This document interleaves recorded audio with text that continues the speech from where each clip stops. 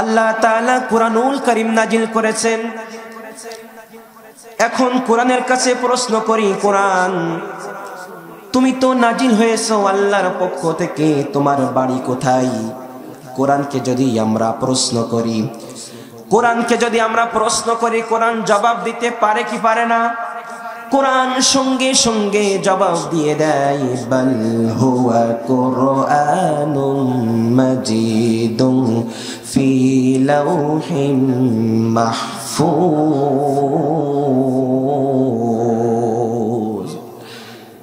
এক একটি আয়াতে কারিমা তেলাওয়াত করা শেষ হবে যখন, আমি আমার শাহাদাত আঙ্গুল দিয়া আপনাদেরকে ইশারা করব তখন, আর ইশারা করব যখন আপনারা জবান খুলে আল্লাহু আকবার বলবেন তখন, এই কর্মসূচি চলবে ততক্ষণ, আমি নেমে যাব না যতক্ষণ। রাজি আছেন যারা যারা দুটি করে হাত দেখাই দেন তারা জোরে বলুন আল্লাহু আকবার, আরো জোরে বলুন আল্লাহু আকবার, সিংহের মতো গর্জন করে বলুন আল্লাহু আকবার।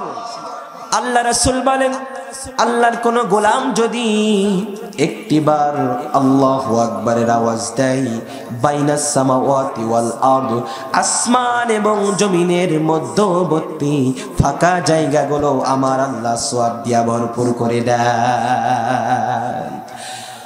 একবিংশ শতাব্দীর বিজ্ঞানের নিত্য নতুন জয় যাত্রার যুগে এ পর্যন্ত এসে বিজ্ঞানের যতগুলি শাখা আর প্রশাখা রয়েছে, এর ভিতরে সর্বশ্রেষ্ঠ শাখার নাম মহাকাশ বিজ্ঞান। আমেরিকার নাসার বৈজ্ঞানিকরা দীর্ঘদিন প্রচেষ্টা করে তারা শুধুমাত্র চন্দ্র পর্যন্ত পৌঁছায়ছে। কিন্তু কসম আল্লাহর কোন গোলাম যদি এই গোবিন্দকাটি শেখপাড়া এই ময়দানে যদি বসে একটিবার আল্লাহু আকবারের আওয়াজ দেয়, চন্দ্র সূর্য ছাড়িয়ে সপ্তম আকাশ মাড়িয়ে সে আওয়াজটা সরাসরি আমার আল্লাহর আরশে আজিমে পৌঁছায়া যায়। জোরে বলুন আল্লাহু আকবার। আল্লাহ রাব্বুল আলামিন বলেন, বাল হুয়া কুরআনুম মাজিদুন ফি লাউহিম মাহফুজ। কোরআনকে আমরা প্রশ্ন করি, কোরআন তোমার বাড়ি কোথায়? কোরআন বললেন, আমার বাড়ি হলো লাউহে মাহফুজ। এরপরে কোরআনকে প্রশ্ন করি, কোরআন বুঝলাম তোমার বাড়ি লাউহে মাহফুজ, ও কোরআন তুমি কি বলবা না কোন সময় তুমি দুনিয়ার বুকে এসেছো? কোরআন কারীম সুন্দর করে জবাব দিচ্ছেন, শাহরু রমাদানাল্লাযী উনজিলা ফীহিল কুরআনু হুদাল লিন্নাসি ওয়া বাইয়িনাতিন মিনাল হুদা ওয়াল ফুরকান। জোরে বলি আল্লাহু আকবার। কোরআন বললাম আউয়ালে আসি নাই, আওসাদে আসি নাই, মুহররমে আসি নাই, সফরে আসি নাই, আমি এমন এক মাসে আমি নাজিল হয়েছি যেই মাসে কোনো বান্দা যদি একটা নফল ইবাদত করে একটা ফরজের সমান সওয়াব দেওয়া হয়, আর একটা ফরজ যদি আমল করে আল্লাহ তাআলা ৭০টা ফরজ সমান সওয়াব সেই মাসে এমন মাসে দিয়ে দেয় যেই মাসে আমি কোরআনুল কারীম দুনিয়ার বুকে এসেছি। জোরে বলুন সুবহানাল্লাহ। আমার বন্ধুগণ গভীর মনোযোগ। এরপরে প্রশ্ন করি, ও কোরআন বুঝলাম তুমি দুনিয়ার বুকে এসেছো, ও কোরআন দুনিয়ার বুকে তুমি এসেছো, দুনিয়ার বুকে আসার জন্য তোমাকে একটা সেফটির প্রয়োজন হবে। ও কোরআন তোমার হেফাজতের ব্যবস্থা কে করবে? কোরআন সুন্দর করে জবাব দিচ্ছেন, আমার হেফাজতের ব্যবস্থা দুনিয়ার কোনো মানুষের প্রয়োজন নাই, আমার হেফাজত করবে। কোরআন সুন্দর করে জবাব দিচ্ছেন, ইন্না নাহনু নাযালনা যিকরা ওয়া ইন্না লাহু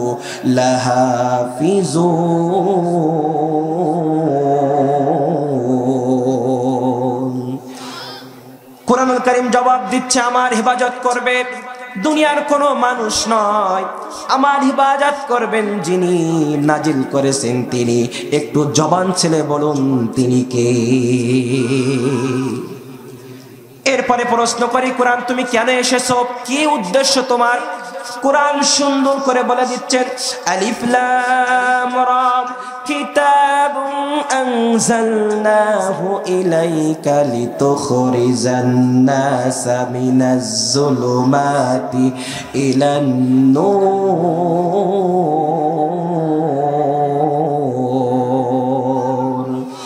সমাধান চাও যদি জীবনে মরণে, ফিরে চাও খুঁজে নাও চোখ রাখো কোরআনে। সমাধান সমাধান চাও যদি জীবনে মরণে, ফিরে চাও খুঁজে নাও চোখ রাখো কোরআনে। If you want a solution this dunya akhirat, go back below to the holy Quran. সুবহানাল্লাহ পড়বেন না? আমার বন্ধুগণ, ভালো করে খেয়াল করতে হইবে। তাহলে কোরআনুল কারীম এসেছে মানুষকে অন্ধকার পথ থেকে আলোর পথে মানুষদেরকে নিয়ে আসার জন্য। কোরআনুল কারীম সমাজের বুকে এসেছে, কোরআনুল কারীম সমাজের বুকে এসেছে।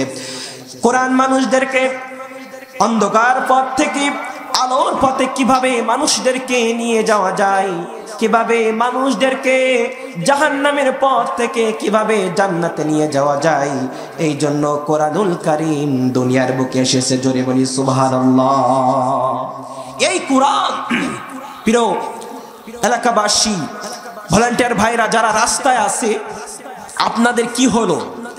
আপনার রাস্তায় যারা আছে তাদেরকে আপনারা ধরে ধরে প্যান্ডেলের ভিতরে নিয়ে পৌঁছায় দেন।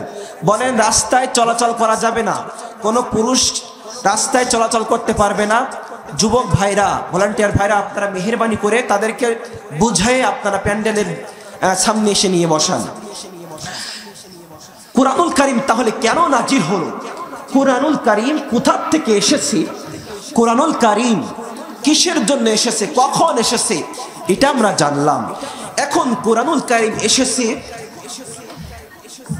কোরআন তো একা একা দুনিয়ার বুকে আসে নাই, কোরআন এসেছে একজনের মাধ্যমে। তিনি কে বলুন তো? কোরআন যার উপরে নাজিল হয়েছে তিনার নাম কি? মুহাম্মাদুর রাসূলুল্লাহ সাল্লাল্লাহু আলাইহি ওয়াসাল্লাম।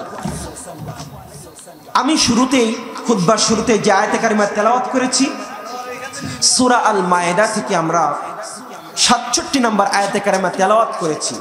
আসুন এই আয়াত সম্পর্কে আমরা সংক্ষিপ্ত কিছু কথা শোনার চেষ্টা করি। আল্লাহ তাআলা আয়াতের ভিতরে আমাদের জন্য কি লেসন দিচ্ছেন, কি লেসন আছে, কি শিক্ষা আছে, এটা আমাদের জানার দরকার আছে না নাই? আমার সাথে কি কথা বলুন, আছে না নাই? আমার বন্ধুগণ ভালো করে খেয়াল করবেন। আল্লাহ রাব্বুল আলামিন বললেন, ইয়া আইয়ুহার রাসূল বাল্লিগ মা উনজিলা ইলাইকা মির রাব্বিক। জোরে বলুন আল্লাহু আকবার। সবাই একসাথে বলুন আল্লাহু আকবার। আল্লাহ বললেন, হে রাসূল, বাল্লিগ মা উনজিলা ইলাইকা মির রাব্বিক, তোমার রবের পক্ষ থেকে যে গাইডলাইন নাজিল হয়েছে, যে কিতাব নাজিল হয়েছে, ও নবী এই কিতাব তুমি মানুষের মাঝে পৌঁছায় দাও, মানুষের মাঝে কিতাব দিয়ে দাওয়াত দাও, মানুষের মাঝে এই কিতাব দিয়ে তুমি তাবলীগ করো। কিন্তু আজকে আমাদের সমাজে কিছু মানুষ আছে যারা তাবলীগ করে নিজেদের বানানো কথাবার্তা দিয়ে, বানানো বই দিয়ে। কিন্তু আল্লাহ তাআলা বলছে, রাসূল তুমি কোরআন দিয়ে তাবলীগ করো। তার কারণ আল্লাহ বলছে কোরআন দিয়ে তাবলীগ করো, আর যদি কোরআন দিয়ে না তাবলীগ করো তোমার রিসালাতের দায়িত্ব কিন্তু পালন হবে না। হে নবী, তুমি যখন দাওয়াত দিবে কোরআনুল কারীমের দাওয়াত, তখন তোমার উপরে বালা মুসিবত অবশ্যই আসবে, বাধা আসবে তোমার উপরে। নবী তুমি ভয় পেও না, টেনশন করো না। দুনিয়ার মানুষ সবাই তোমার বিপক্ষে চলে গেলে একজন আমার নবীর পক্ষ থাকবে। তিনি কে? আমার দিকে খেয়াল করুন, তিনি কে? আল্লাহ তাআলা। আল্লাহ বলছে, তখন তুমি দাওয়াত দিবে, তোমার উপরে বাধা আসবে। তাহলে কোরআনুল কারীম দিয়ে দাওয়াত দিলে বাধা আসে, কোরআনুল কারীমের দাওয়াত দিলে জুলুম নির্যাতন আসবে, এটা স্বাভাবিক ব্যাপার। কিন্তু এক শ্রেণীর মুসলমানেরা মুসলমান দাবি করে কোরআনুল কারীম দিয়ে দাওয়াত দিলে বাধা আসবে, একথা জেনে তারা কোরআনুল কারীম দিয়ে দাওয়াত দেয় না, নিজেদের বাপ দাদার কিতাব দিয়ে দাওয়াত দেয়। কথা বলেন ঠিক না বেঠে? এই জন্য আল্লাহ রাসূল বলছেন, আশাদ্দুন নাসি বালা আল আম্বিয়া, এই পৃথিবীতে যত বালা মুসিবত আসে নবীদের উপরে, সুম্মাল আমসাল ফাল আমসাল, এরপর সিদ্দিকিন, শুহাদা, সালিহিন, ইবতালা আর রাজুলু আলা হাসাবা দীনি, ব্যক্তির দীনদারিত্ব যত বেশি তার উপরে পরীক্ষাও। এই জন্য মুমিন পরীক্ষায় ভয় পায় না। মুমিন ভালো করে জানে বিপদের পরে বিজয় দান করবেন কে। রাত্রি যত গভীর হয় সুবে সাদিক তত কাছে আসতে থাকে, আর গর্ভবতী নারীর পেটের ব্যথা যত বাড়তে থাকে, নতুন মেহমান দুনিয়া আসার সময় তত ঘনাতে থাকে। এই জন্য ইসলামের পক্ষে যত বাধা আসুক না কেন, ইসলামের উপরে যত বাধা জুলুম আসুক না কেন, যতই বাধা আসবে বুঝতে হবে সামনের দিনটা হলো ইসলামের দিন। ঠিক না বেটি? তাহলে আল্লাহ তাআলা রাসূল যখন কোরআনের আয়াত যখন পেয়ে গেলেন, যখন মানুষের মাঝে দাওয়াত দেওয়া শুরু করে দিলেন, আল্লাহ তাআলার কালাম দিয়ে মানুষের মাঝে যখন ঘোষণা করলেন, ও আমার সমাজের মানুষেরা, তোমরা মেনে নাও লা ইলাহা ইল্লাল্লাহ, আল্লাহ ছাড়া কোনো মাবুদ নাই। লা ইলাহা ইল্লাল্লাহ, আল্লাহ ছাড়া ইলাহা নেই। লা ইলাহা ইল্লাল্লাহ, আল্লাহ ছাড়া বিচারপতি নেই। লা ইলাহা ইল্লাল্লাহ, আল্লাহর হুকুম ছাড়া কোনো মানুষের হুকুম মানা যাবে না। যখন রাসূল সাল্লাল্লাহু আলাইহি সাল্লাম এই কথা বলে, যখন কি সবাই চলে গেছে, চার ব্যবস্থা করেন বলতে হয়। আমার বন্ধুগণ ভালো করে খেয়াল করতে হইবে, রাসূল সাল্লাল্লাহু আলাইহি সাল্লাম যখন মানুষের মাঝে ঘোষণা দিলেন লা ইলাহা ইল্লাল্লাহ, আল্লাহ ছাড়া ইনদাতা নাই, লা ইলাহা ইল্লাল্লাহ, আল্লাহ ছাড়া বিধানদাতা নাই, অমনি রাসূলের উপরে বালা মুসিবত জুলুম নির্যাতন শুরু হয়ে গেল। প্রথম পর্যায়ে আল্লাহর নবীজি সাল্লাল্লাহু আলাইহি সাল্লাম যখন কোরআনের দাওয়াত দেওয়া শুরু করে দিল, তখন কাফের বেঈমানেরা তারা মনে করলো, এখন যদি আমরা মুহাম্মদ সাল্লাল্লাহু আলাইহি সাল্লামের উপরে জুলুম নির্যাতন যদি আমরা করি, তাহলে মুহাম্মদ সাল্লাল্লাহু আলাইহি সাল্লামের পাশে যত মানুষ রয়েছে এই মানুষগুলো আমাদের উপরে আক্রমণ করতে পারে।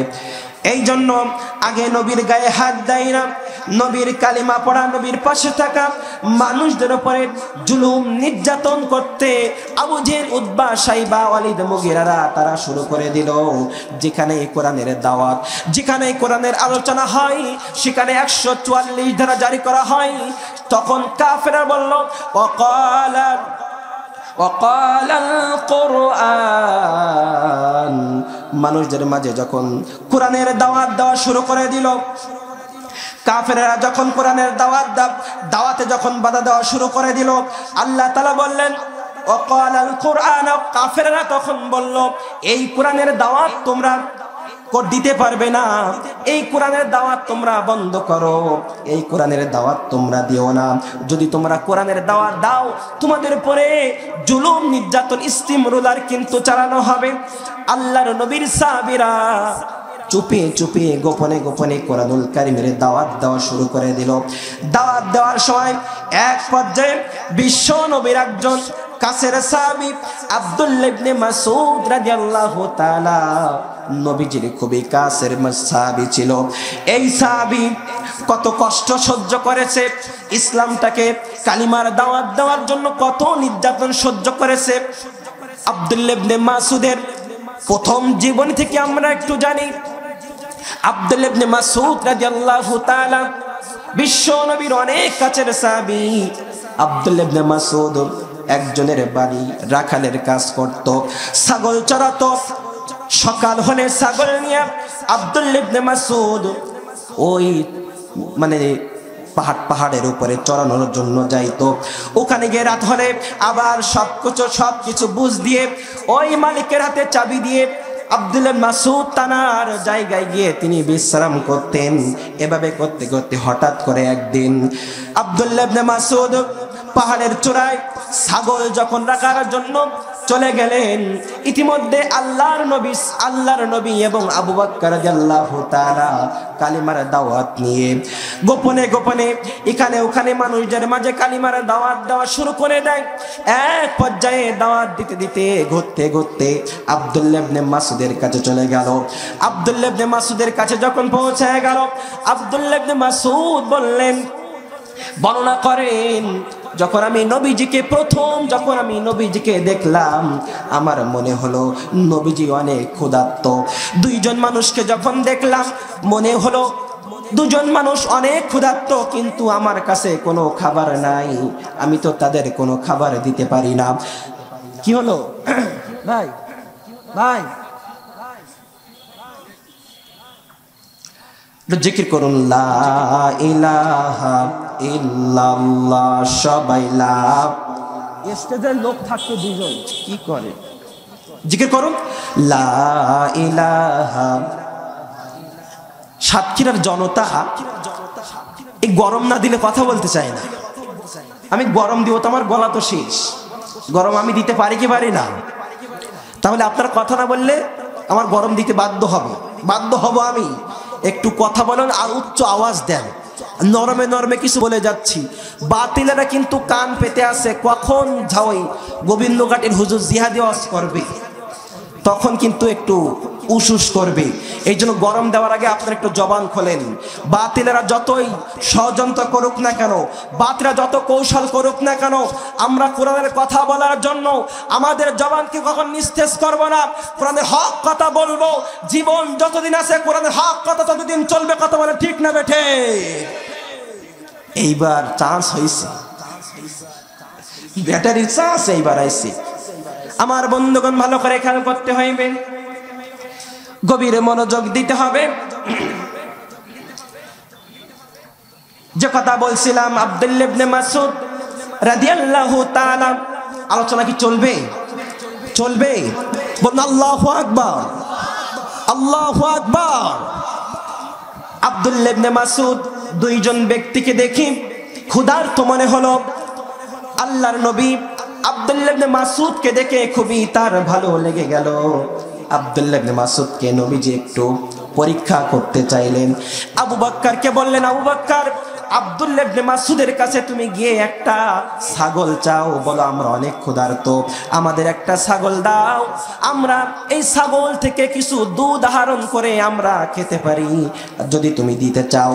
আব্দুল্লাহ ইবনে মাসউদ বলছে, আমার মনিবের কাছ থেকে আমার অর্ডার নাই কোনো মানুষকে দুধ দেওয়ার, আমি এই মনিবকে খেয়ানত করতে পারবো না, আমানতের খেয়ানত করতে পারবো না, আমানতের খেয়ানত আমি করতে পারবো না।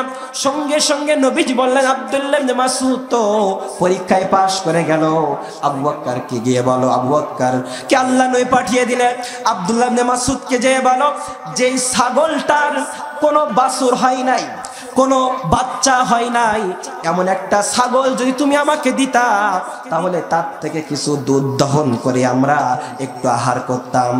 আব্দুল্লাহ ইবনে মাসউদ বলছে, তাই নাকি? ঠিক আছে, যদি তোমরা এর থেকে দুধ দহন করতে পারো আমার কোনো আপত্তি নাই। তার কারণ এই দুধের হিসাব আমার মালিককে দেওয়া লাগবে না, তার কারণ তাকে তো কোনো বাছুর হয় নাই, কোনো বাচ্চাই হয় নাই, এই হিসাব আমার দেওয়া লাগবে না। যে ছাগলটার কোনোবার বাচ্চা হয় নাই এমন একটা ছাগলি নবীজি সাল্লাল্লাহু আলাইহি সাল্লামের কাছে এসে আব্দুল্লাহ ইবনে মাসউদ দিলেন।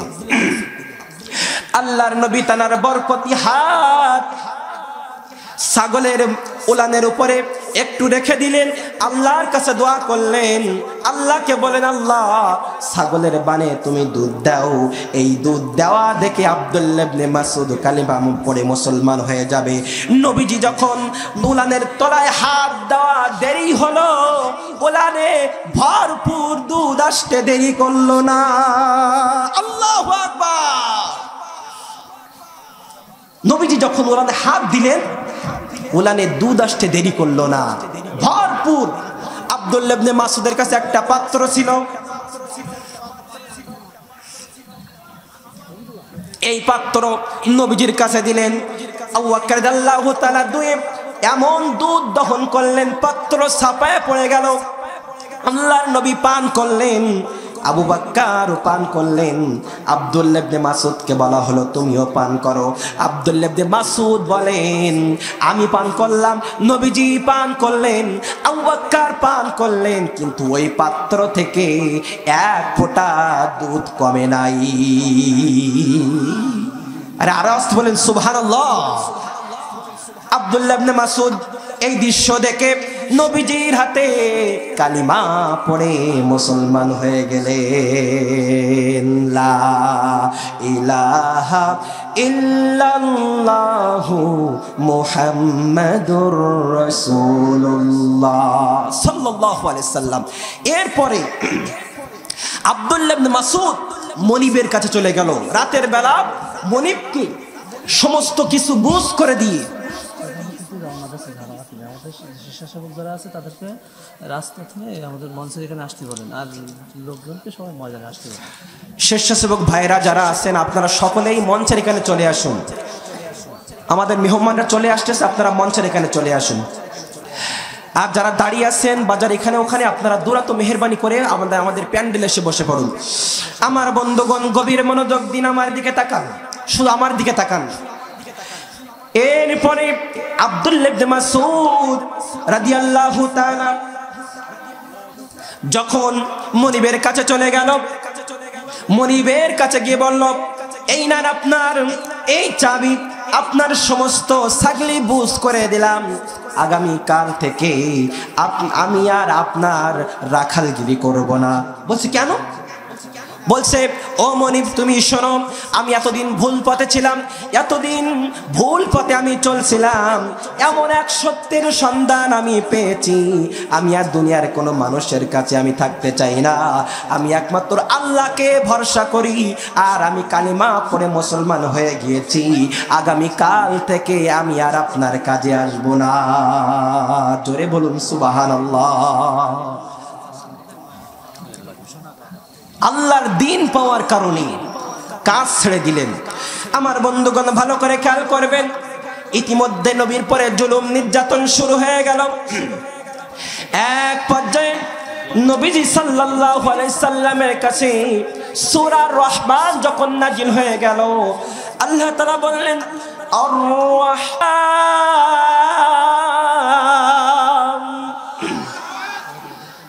আল্লামাল কুরআন।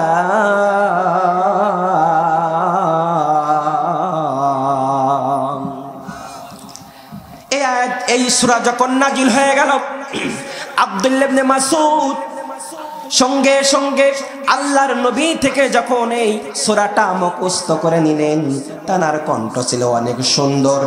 এই কণ্ঠ দিয়ে আব্দুল্লাহ ইবনে মাসউদ আল্লাহর নবীর কাছে প্রশ্ন করলেন, ইয়া রাসূলুল্লাহ ইয়া হাবিবাল্লাহ, আপনি যদি অনুমতি দেন তাহলে আমি কাবার চত্বরে গিয়ে সূরা রহমান তেলাওয়াত করব, আপনি যদি অনুমতি দেন।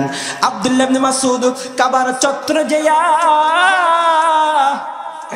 সূরা রহমান যখন তেলাওয়াত করা শুরু করে দিল, মানুষজন আব্দুল্লাহ ইবনে মাসউদের চতুর্পাশ থেকে ঘিরে ধরতে লাগলো। এত চমৎকার কণ্ঠ আল্লাহ তাআলা আব্দুল্লাহ ইবনে মাসউদকে দান করেছিল, আব্দুল্লাহ ইবনে মাসউদকে দান করেছিল। এই কণ্ঠ শুনে মানুষজন দলে দলে ভিড় হতে লাগলো। একজন চেলা গিয়ে ওই যে আবু জেহেলের কাছে গিয়ে কানে পড়া লাগালো যে ও আবু জেহেল, ওই দেখো কাবার চত্বরে তুমি যে কোরআন নিষেধ করেছো, এই কোরআন আব্দুল্লাহ ইবনে মাসউদ তেলাওয়াত করে। আমার বন্ধুগণ আজকে কানে যেমন করে আমরা কোরআন থেকে কথা বলছি, কোন মানুষ দেখবেন আব্দুল্লাহ মাসউদের মতো তেলাওয়াত আমরা করতেছি, এরপরে ওই চালা গিয়ে আবু জেহেলের কানে যেমন সুসুলি দিয়ে বলল, ওই যে দেখো কালিমার দাওয়াত দেয়, ওই যে দেখো কোরআনের দাওয়াত দেয়, ওই যে দেখো আব্দুল্লাহ ইবনে মাসউদ মাসউদ কালিমা তেলাওয়াত করে, কোরআন তেলাওয়াত করে। একথা শুনে সঙ্গে সঙ্গে আবু জেহেল দূরত্ব চলে আসলো। আজও আমাদের সমাজে এমন কিছু মানুষ আছে মুসলমান নামদারি হয়ে কোরআনের কথা বলে। এখান থেকে টেলিফোন করে টেকনাফ থেকে তেতুলিয়ায় ফোন করে বলে অমুক জায়গায় রাজনীতি হচ্ছে, ঠিক না বেঠিক? অমুক জায়গায় রাজনীতি হচ্ছে। এই চেলারা ওই আবু জেহেলের কাছে যেই চেলা গিয়েছে, গিয়ে আবু জেহেলের কান পড়া দিয়েছিল, আজও এমন চেলা আমাদের সমাজে আছে না নাই? চিল্লাই বলতে হবে আছে না নাই? ও কালের আবু জেহেল, একালের আবু জেহেল। ভালো করে খেয়াল করতে হবে মুসলমানেরা। সঙ্গে সঙ্গে যখন আব্দুল্লাহ ইবনে মাসউদ তেলাওয়াত করলেন, আবু জেহেল সে বলল, আব্দুল্লাহ ইবনে মাসউদ তেলাওয়াত থামায়া দাও, তেলাওয়াত থামাই দাও। তেলাওয়াত না যদি থামাও তোমার নামে মামলা দিব, তোমার নামে মামলা দিব, তোমাকে জুলুম করব, স্টিম রুলার তোমার পরে চালাবো, তোমাকে মামলা দিয়ে জেলে ঢোকাবো। আব্দুল্লাহ ইবনে মাসউদ বললেন, জীবন চলে যাবে কিন্তু কোরআনের তেলাওয়াত 1 সেকেন্ডের জন্য বন্ধ করব না। আল্লাহু আকবার। ভয় কি তোমার সঙ্গে খোদা, মনের কাবাই কোরআন বাধা, মরলে শহীদ বাসলে গাজী, কে বা তোমায় দেয় ফাঁকি। চলো চলো চল মুজাহিদ, পথ যে এখনো বাকি, ভোলো ভোলো ব্যথা ভোলো, মুছে পড়ো ও কি। চলো চলো চল মুজাহিদ। ইসলামটাকে বিজয় করার জন্য যদি আরো একবার রক্ত দেওয়ার জন্য আল্লাহর পথে যেতে রাজি হয়, আল্লাহর পথে যেতে হয়। কারা কারা আল্লাহর পথে রক্ত দেওয়ার জন্য, ইসলামটাকে বিজয় করার জন্য যেতে রাজি আছেন? দুটি করে হাত আমাকে না আল্লাহকে দেখান।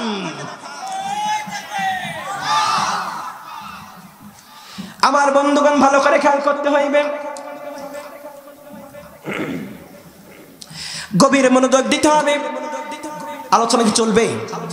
সবাই আওয়াজ করে বলুন চলবে। আব্দুল্লাহ ইবনে মাসউদ তেলাওয়াত করলেন। আবু জেহেল বলল, ও আব্দুল্লাহ ইবনে মাসউদ তেলাওয়াত তুমি থামিয়ে দাও। বলল জীবন যাবে, তেলাওয়াত থামবে না। সঙ্গে সঙ্গে এমন একটা চড় আব্দুল্লাহ ইবনে মাসউদের কানে আবু জেহেল মারলো। আবু জেহেল যখন আব্দুল্লাহ ইবনে মাসউদকে চড় মেরে দিল, আব্দুল্লাহ ইবনে মাসউদ কান দিয়ে রক্ত বাইর হতে শুরু করে দিল। আব্দুল্লাহ ইবনে মাসউদ দু চোখের পানি ফেলে বলল, ও আবু জেহেল, আজকে তোমার ক্ষমতা আছে বলে, তুমি আজকে ক্ষমতায় আসো বলে তুমি একটা কানের তালা মেরে আমাকে কানটা ফাটিয়ে দিয়েছো। আমার যদি কখনো ক্ষমতা আসে, তোমার একটা নয় তোমার দুইটা কানের তালা ফাটিয়ে দিব। জোরে বলি আল্লাহু আকবার। আমার বন্ধুগণ, সঙ্গে সঙ্গে আব্দুল্লাহ মাসউদ কানটা ধরে নিয়ে বিশ্ব নবী সাল্লাল্লাহু আলাইহি সাল্লামের কাছে পৌঁছে গেল। কয় বাজে দাঁড়াতে হলো? আর জিকির করলে খুশি হয় কে? বেজার হয় কে? কে বেজার হয়? শয়তান। জবান ছেড়ে আল্লাহকে খুশি করার জন্য পড়ুন লা ইলাহা। জোরে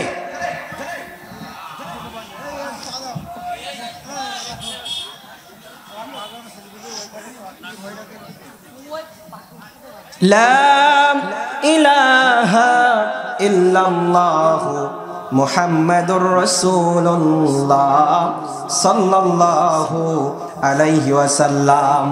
আমার বন্ধুগণ ভালো করে খেয়াল করতে হইবে। তাহলে আব্দুল্লাহ ইবনে মাসউদ, আমার দিকে তাকান, আমার দিকে তাকান। আব্দুল্লাহ ইবনে মাসউদ রাদিয়াল্লাহু তাআলা কানটা ধরে নবীজির কাছে পৌঁছে গেলেন। নাস্তা করে নিয়ে আসুন। নবীজির কাছে পৌঁছে গেলেন। নবীজিকে গিয়ে বললেন, ইয়া রাসূলুল্লাহ, আমি কোরআন তেলাওয়াত করার কারণে আব্দুল্লাহ ইবনে মাসউদ, আমি কোরআন তখন তেলাওয়াত করার কারণে আবু জেহেল আমাকে একটা চড় মেরে আমার কানের তালা ফাটিয়ে দিয়েছে, কিন্তু আমি আবু জেহেলের মুখের পরে আলটিমেটাম দিয়ে এসেছি, ও আবু জেহেল তুমি আমার একটা কানের তালা ফাটিয়ে দিয়েছো, আমার যদি কখনো সময় আসে তোমার একটা নাই দুইটা কানের তালা ফাটিয়ে দিব। আল্লাহু আকবার। সঙ্গে সঙ্গে এই কথা শুনে আল্লাহর নবী আল্লাহর কাছে দোয়া করলেন, বলেন আল্লাহ তুমি আমার আব্দুল্লাহ ইবনে মাসউদের মনের আশা তুমি পুরো করে দাও। আপনি বলেন, প্রধান অতিথির আগমন, শুভেচ্ছা স্বাগতম, শুভেচ্ছা স্বাগতম, আগমন, প্রধান অতিথির আগমন, শুভেচ্ছা স্বাগতম, লাল গোলাপ শুভেচ্ছা। প্রধান মাসউদ আবু জেহেলের দুই কানের তালা ফাটিয়ে দিবে, এ কথা শোনার আমাদের দরকার আছে না নাই? কোন কোন জায়গায় যে কোথায় গিয়ে কোন সময় গিয়ে আব্দুল্লাহ ইবনে মাসউদ আবু জেহেলের দুই কান ফাটিয়ে দিবে সে কথা শোনার দরকার আমাদের আছে না নাই? আমার বন্ধুগণ, বিশ্বনবী সাল্লাল্লাহু আলাইহি সাল্লাম যখন কালামার কোরআনুল কারীম দাওয়াত দেওয়া যখন শুরু করে দিলেন, সঙ্গে সঙ্গে আল্লাহর নবীকে পাগল বলল, মাজনুন বলল, এভাবে করে নবীকে গালি দেওয়া শুরু করে দিল। আল্লাহ তাআলা বললেন, নবী আপনি টেনশন নিয়েন না, চিন্তা করেন না, আপনাকে যারা পাগল বলে, আপনাকে যারা গালি দেয়, ও নবী এরা ভালো বংশে জন্মগ্রহণ করে নাই, এরা ভালো সন্তান নয়, উতুল্লিম বাদা যালিকা জানিম, এরা একটা একটা টাটকা যার সন্তান।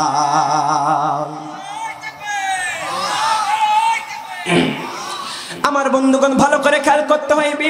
তাহলে নবীজি যে সময় কুরআনুল কারীমের দাওয়াত দিয়েছিলেন, ওই সময় কাফেররা বলেছিল মুহাম্মদ পাগল, মাজনুন, বানোয়াট কথা বলে। বলা হলো হে মুহাম্মদ তুমি পাগল, একথা বলার কারণে আল্লাহ বলছে নবী তোমাকে যারা পাগল বলবে এরা টাটকা হাইব্রিডের জারর সন্তান। কথা বলে ঠিক না বেঠে? আজও আল্লাহ নবী বললেন আল উলামা ওয়ারাসাতুল আম্বিয়া, আমি চিরকাল চিরদিন থাকবো না, কিন্তু আমার দায়িত্ব পালন করবে তারা। আল উলামা ওয়ারাসাতুল আম্বিয়া, যারা আলেম উলামা যারা আমার দায়িত্ব পালন করবে তারা। তাহলে এখান থেকে বোঝা যায় আলেম উলামাকে যারা গালি দেয়, আলেম উলামাকে উপরে নির্যাতন করে, জুলুম স্টিমরোলার যারা চালায়, এরা কিন্তু সাধারণ ঘরের সন্তান নয়, এরা কিন্তু এক একটা টাটকা জারর সন্তান। কথা বলেন ঠিক না বেঠে? আমার বন্ধুগণ ভালো করে খেয়াল করবেন, ওকালের নবী একালে ইমানদার, ওকালে আবু জেহেল একালে নব্য আবু জেহেল। ভালো করে খেয়াল করবেন আমার বন্ধুগণ, এভাবে করে নবীজি সাল্লাল্লাহু আলাইহি সাল্লামের সাহাবী আব্দুল্লাহ ইবনে মাসউদ আস্তে আস্তে করে কালিমার দাওয়াত দেওয়া শুরু করে দিল। এক পর্যায়ে ইসলামটাকে বিজয় করার জন্য সময় চলে আসলো। আল্লাহ তাআলা বদর যুদ্ধের জন্য নবীজিকে সৈন্য প্রস্তুতি করার জন্য অর্ডার দিলেন। সঙ্গে সঙ্গে আল্লাহর নবী 313 জন সাহাবীদেরকে একত্রিত করলেন। জোরে বলুন কয়জন? সবাই বলুন কয়জন? 313 জন সাহাবীদেরকে 313 জন সাহাবীদেরকে আল্লাহর নবী একত্রিত করলেন। ওদিকে 1000 সৈন্য কাফেরদের আর মুসলমানদেরকে 313 জন সৈন্য আল্লাহর নবী সাল্লাল্লাহু আলাইহি ওয়াসাল্লাম একত্রিত করলেন। এই 313 জন সাহাবীদের ভিতরে দুইজন সৈন্য ছিল সবচেয়ে ছোট, মাজার মুআজ্জাজ মায়ের কাছ থেকে অনুমতি নিয়ে মাকে বলল, মা আমরা শুনেছি আল্লাহর নবী ইসলামটাকে বিজয় করার জন্য বদরের যুদ্ধে যেতেছে, মা অর্ডার দাও। নবীজি যদি আমাদের অনুমতি দেয় আমরা নবীর সাথে গিয়ে যুদ্ধ করে ইসলামটাকে বিজয় করে নিব। সঙ্গে সঙ্গে আমার বন্ধুগণ মাজার মুআজ্জাজ দুইজন ছোট বালক আল্লাহর নবীর কাছে এসে বললেন, ইয়া রাসূলুল্লাহ, ইয়া হাবিবাল্লাহ, ওগো আল্লাহর রাসূল, আমরা যুদ্ধের ময়দানে যেতে চাই, আমাদের যুদ্ধের জন্য আপনি পারমিশন দেন। কি কোদান ভাই, একটু কোদান। বারবার ডাকলে হয়? থাক। আমার বন্ধুগণ ভালো করে খেয়াল করতে হইবে। আলোচনা কি চলবে? বাইরে যারা আসলে আপনারা দূরত্ব চলে আসুন। ভালো করে খেয়াল করতে হইবে। দুইজন ছোট বালক মায়ের কাছ থেকে অনুমতি নিয়ে এসে, কার কাছ থেকে? আজও যুবক ভাইদেরকে আমি বলবো, ও যুবক ভাইরা, মাসার মুআজ্জাজ ছোট সন্তান, বালক সন্তান, তারা বিশ্ব নবীর সাথে ইসলামটাকে বিজয় করার জন্য তারা প্রস্তুতি গ্রহণ করে মায়ের কাছ থেকে অনুমতি নেওয়ার জন্য এসেছে। আমি তোমাদেরকে বলি, ইসলামটাকে বিজয় করার জন্য, কোরআনটাকে সমাজে প্রতিষ্ঠিত করার জন্য তোমরাও মায়ের কাছ থেকে অনুমতি নিয়ে রাখো। যখন সময় চলে আসবে আমরা জীবন দেওয়ার জন্য সবাই রেডি আছি না নাই? যদি বলে আছি না নাই? ছোট বালক, দুই বালক সঙ্গে সঙ্গে নবীজির কাছে চলে আসলো। নবীজি বলল, তোমার এত ছোট, তোমাদের অনুমতি দেওয়া হবে না। বড় ভাই বলছে, ইয়া রাসূলুল্লাহ, ছোট ভাইকে না দেন, আমাকে অন্তত দেন। ছোট ভাই পিছন দেখতে বলছে, ইয়া রাসূলুল্লাহ, ও কিন্তু লম্বা, শুধু গায়ে কিন্তু শক্তি নাই। ও লম্বা, আমার গায়ে কিন্তু বেশি শক্তি। বলছে তাই? নবীজি একটু দুষ্টামি করে বললেন, ঠিক আছে, তোমরা দুই ভাই তাহলে কুস্তি করো, যার গায়ে শক্তি বেশি আমরা তাকে যুদ্ধের ময়দানে নিয়ে যাব। যে কথা সেই কাজ, দুই ভাই কুস্তি লাগলো। হঠাৎ করে ছোট ভাই মাস আর মুআজ্জাজ দুই ভাই যখন লেগে গেল, ছোট ভাই কানে কানে বলছে, ভাই তুই তো আমার চেয়ে 2 কেজি আলু বেশি খালিও তুই খাইছিস, তোর গায়ে শক্তি বেশি, কিন্তু যুদ্ধের ময়দানে তুই আমাকে নিয়ে একা কিভাবে যাবি? একসাথে খেলাধুলো করলাম, একসাথে বড় হলাম, আর তুই আমাকে নিয়ে না নিয়ে যুদ্ধে যাবি? তুই একটু সল দে, আমি তোর বুকের পারে উঠে প্রমাণ করে দিই, ইয়া রাসূলুল্লাহ, বড় বারে সে আমার গায়ে শক্তি কম নাই। সুবহানাল্লাহ বলবেন না? সঙ্গে সঙ্গে বড় ভাই একটু সল দিল, ছোট ভাই বুকের পারে চলে বসলো। নবীজি তাদের কথোপকথন বুঝতে পারলেন। নবীজি বললেন, ও সাহাবীরা, তোমাদের আর কুস্তি লাগতে হবে না, তোমাদের যুদ্ধে যাওয়ার জন্য আমি পারমিশন দিয়ে দিলাম। আল্লাহু আকবার। আমার বন্ধুগণ ভালো করে খেয়াল করতে হইবে। সঙ্গে সঙ্গে যুদ্ধের ময়দানে চলে গেলেন। ওদিকে কাফেরদের 1000 আর মুসলমানদের কয়জন? সবাই বলো কয়জন? 313। ও মুসলমানেরা, একটু এখান থেকে শিক্ষা গ্রহণ করুন। ওই সময় ওদিকে 1000 আর মুসলমানদেরকে 313। এই যুদ্ধে আল্লাহ তাআলা বিজয় দিয়েছিল।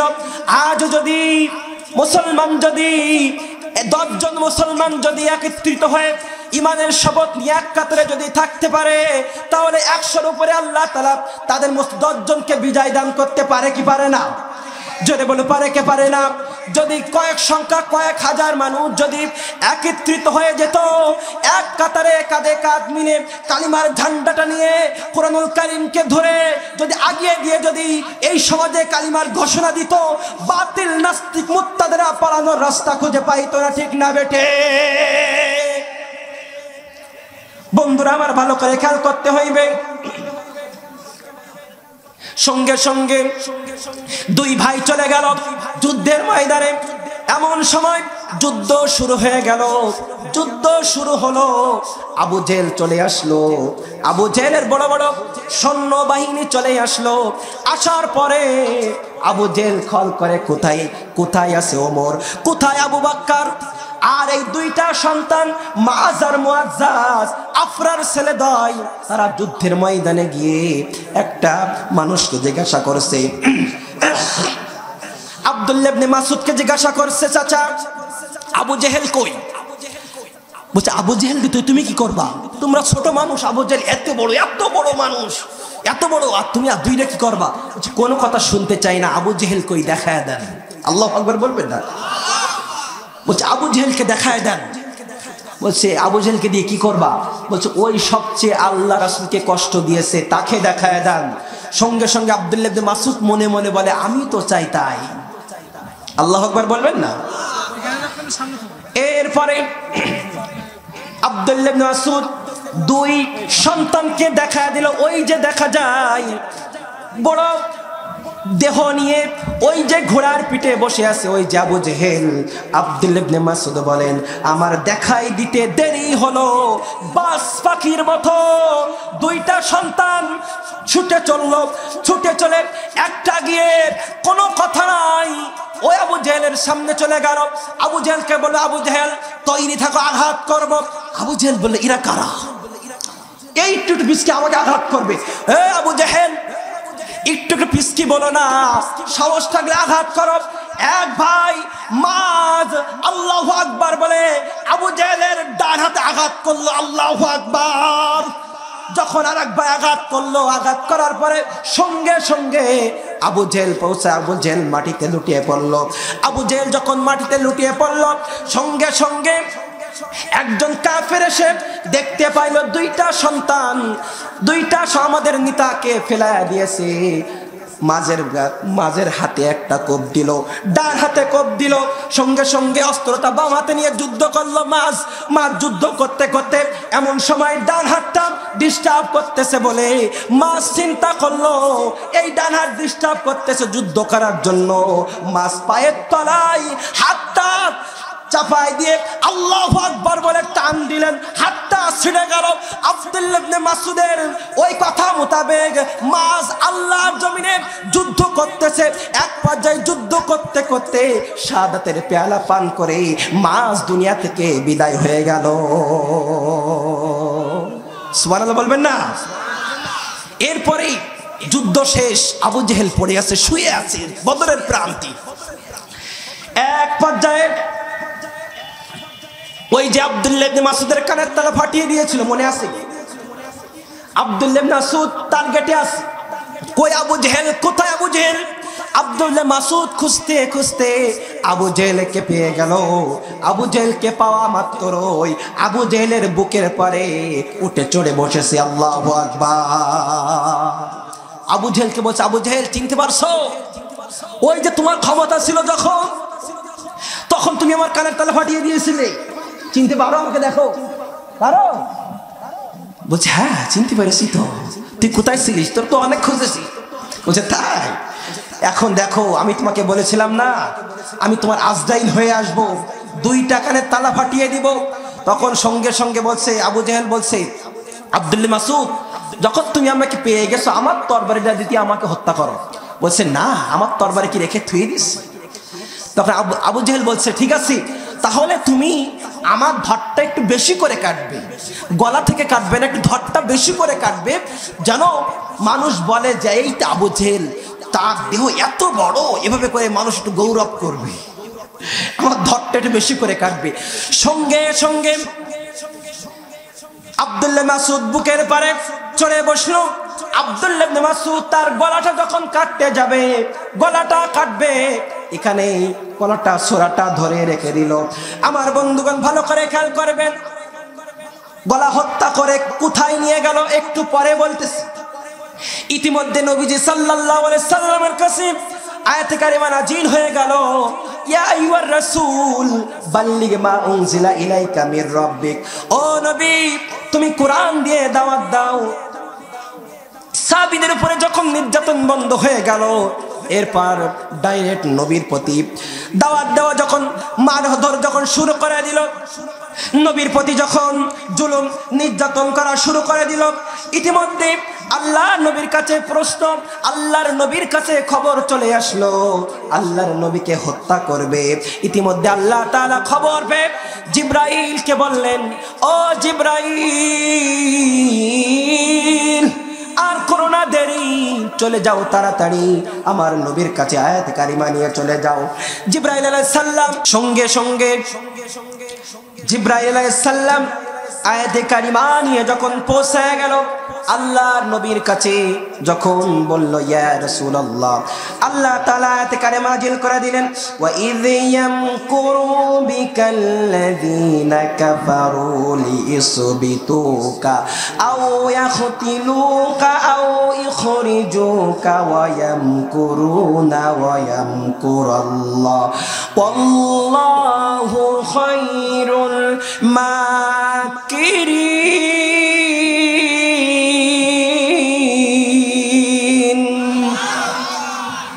সঙ্গে সঙ্গে আল্লাহর নবীর কাছে আয়াতে কারিমা নাজিল হয়ে গেল, ইয়া রাসূলুল্লাহ, ইয়া হাবিবাল্লাহ, কাফেররা চক্রান্ত করেছে, আপনার নামে 3টা মামলা দিয়েছে, 3টা ষড়যন্ত্র করেছে। ইয়া রাসূলুল্লাহ, সর্বপ্রথম তারা সিদ্ধান্ত নিয়েছে লিইসবিতুকা, তারা আপনাকে গ্রেফতার করতে চায়, গ্রেফতার করে আপনার উপরে নির্যাতন করতে চায়। ইয়া রাসূলুল্লাহ, এরপরে তারা সিদ্ধান্ত নিয়েছে আপনাকে এই জমিন থেকে আপনাকে বাহির করে দিবে। সঙ্গে সঙ্গে আবু জেহেলেরা বলল, মুহাম্মদকে যদি বাহির করে দিই, মুহাম্মদ অন্য দেশে গিয়া কালিমার দাওয়াত দিয়ে, মুহাম্মদ কালিমার দাওয়াত দিয়ে জনসংখ্যা বেশি করে আবার উল্টে আমাদের পরে হামলা করতে পারে। মুহাম্মদকে অন্য দেশে পাঠিয়ে দেওয়া যাবে না। প্রশ্ন যখন করলো, 3 নম্বরে টেবিল চাপড়ায় ঘোষণা করলো, মুহাম্মদকে তাহলে দেশ থেকে বাইর করে দেওয়া যাবে না, জেলে ঢোকানো যাবে না। মুহাম্মাদের উপরে রায় পাশ হয়ে গেল, মুহাম্মদকে এই দুনিয়া থেকে চিরকালের মতো দুনিয়া থেকে বিদায় করে দিতে হবে। বলুন তো, এই ঘোষণা দিয়েছে মুসলমানরা কাফের? জোরে বলুন, মুসলমানরা না কাফের? তাহলে হত্যা করার ষড়যন্ত্র হলো কোন মুসলমানদের নয়, ইমানদারে হত্যা করে শুধু তারা যারা আবু জেহেলের নেতৃত্বে, আবু জেহেলের রক্ত যাদের রক্তের ভিতরে পৌঁছায়ছে, এরা নবী মুহাম্মদ সাল্লাল্লাহু আলাইহি সাল্লামের উম্মতদেরকে হত্যা করে দুনিয়া থেকে বিদায় করতে চায়। ঠিক না বেঠিক? যেমন করে ওই বাইরের চক্রান্তে আমাদের আল্লামা সাঈদীকে হত্যা করে দুনিয়া থেকে বিদায় করা হয়েছে। ঠিক না বেঠিক?